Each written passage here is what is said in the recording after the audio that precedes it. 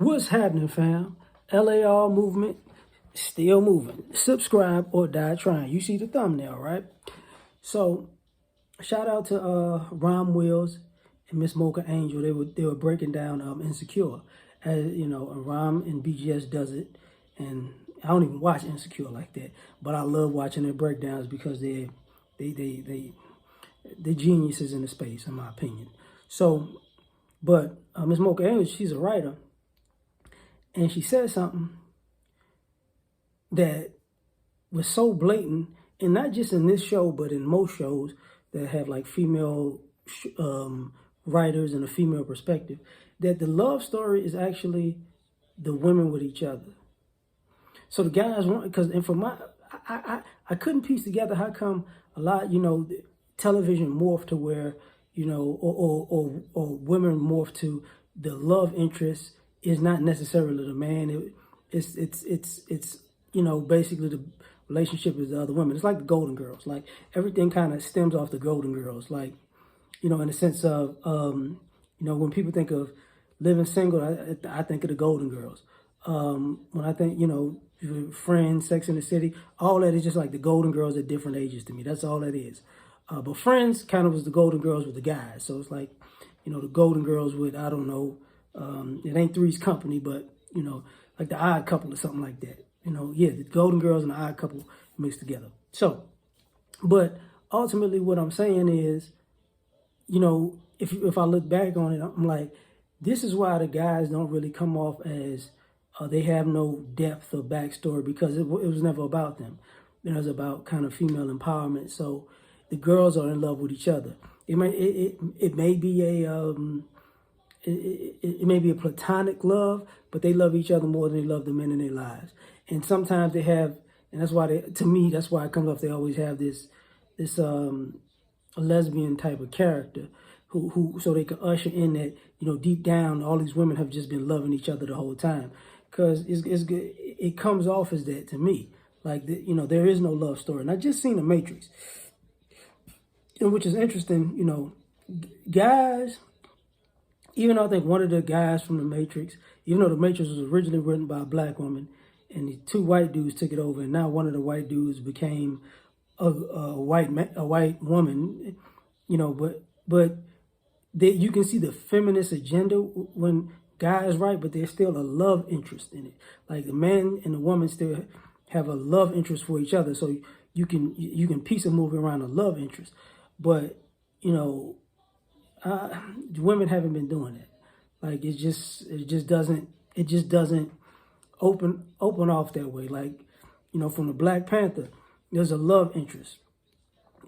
Spike Lee, there's normally a love interest. But this reminds me of Waiting to Exhale. Toni Morrison, who was the love, the love interest with the other women. Color Purple. Really, the love interest was, Suge Avery and the sister that left. So, people don't think about it, Mr.'s abusive, blah, blah, blah. But really, her love interest, the love interest of the movie, was never a man, it was another woman. And, even when BGS and Kevin Samuels talk about the color purpling of America, that wasn't touched on until, shout out to Miss Mocha Angel, she pointed that out, and it was just, you sure is right. Thank you for opening up the mind, because it's so blatant and it's so simple how she said it, and it comes off so true if you're watching these type of things. So now it's like, what are so you're wondering why, is it art imitating life or life imitating art when, the men and women are having these relationship issues, and say if we're talking about a man, he might have a love interest in the movie, but his purpose might be bigger than the love interest. But as a lady, her purpose may be, how can I put this? Her love interest may be her girlfriends, and then her purpose may be secondary. And then, then having a male love interest is, third or fourth on the list. So now we were at a point where all you're seeing is this. You know what I'm saying? All you're seeing, I shouldn't say all. You know, the same thing with, you know, the new show Harlem. You know, you can interject any guy into the mix at any given time, throw them in, throw them out. You know, throw out these weird stereotypes of men that don't really exist and you don't really see, especially a black man, because in all honesty, they weren't. You know, we're just a ornament to be around the love story. We're never really part of the love story, anyways. See what I'm saying? Like The Best Man, that was written by a brother, and it was friends and a love interest. You get what I'm saying? It was friends and a love interest. But you know,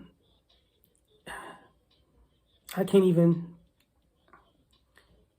I'm really trying to think of some movies. Maybe y'all can help me out, or some TV shows. Maybe y'all can help me out, because you know, maybe I'm biased right now because she just, when she said it, it dawned on me, and that's this particular topic. But in all honesty, that's what it looks like, and that's why it looks like, even when people are talking dating, even in social media, dating sites, you know, guys, you know, laughed at women's profiles because they were so really antagonistic towards men.